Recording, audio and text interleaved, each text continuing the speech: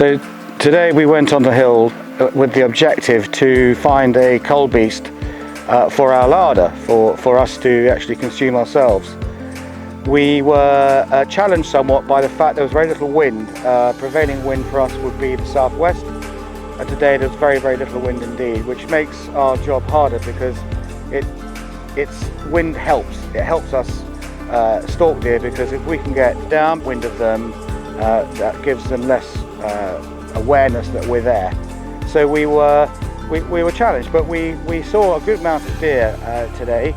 We came out of the house around about 10:30 in the morning, bearing in mind that we're at 45 meters above sea level, and then we're climbing up to 750 meters. There's quite a lot of climbing involved. We found deer quite quickly, because at the moment, because of the harsh weather, deer are to be seen lower down, because the upper slopes where they would graze normally are subject to frost and snow, so they can't access their food source readily, so they're lower down. However, we pushed through what we saw down below, because that's relatively easy, and to be honest, they're sheltering and it's not much of a challenge from a deer stalking point of view. So we pushed on and we found deer at a higher level. What was really interesting is that we saw a sea eagle, and in this part of the Highlands are sea eagles, which are part of the release program, and they have successfully bred, so I'm led to believe. And we saw one today, which is quite a magnificent sight. I mean, they're a big bird, and what was even more interesting, that a sea eagle was perched above a herd of 30 or 40 deer. On our initial sighting, we actually counted 36.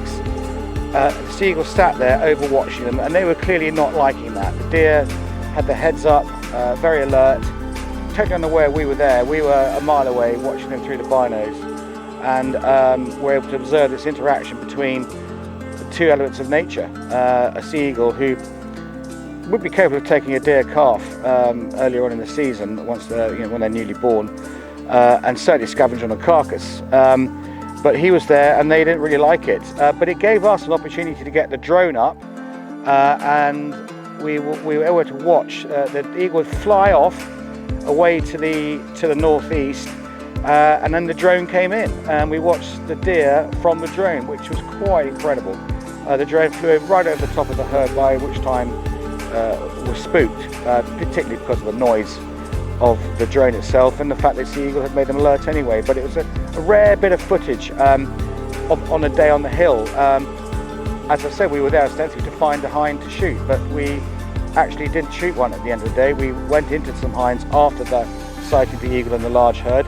We found two groups, and actually we decided that nothing was suitable in those two groups to shoot. They were too good, in good condition, and they were carrying, well, certainly had calves with them, so calves are suckling with them. So we felt that there was no need to actually take a deer today, so we came off the hill empty-handed, so to speak. We're very happy because we'd seen something very special. But that is the beauty of the Highlands. That is the beauty of deer stalking, when it's rare, when it's raw like that, when you are seeing nature doing what nature does. So it was a special day all round, and there's never a dull day on the hill. So I hope that you will get a feel for what we do. There's a great opportunity for people to come up and enjoy the Highlands, as I say, whether they want to deer stalk or whether they just want to see nature in action. So I'd recommend it.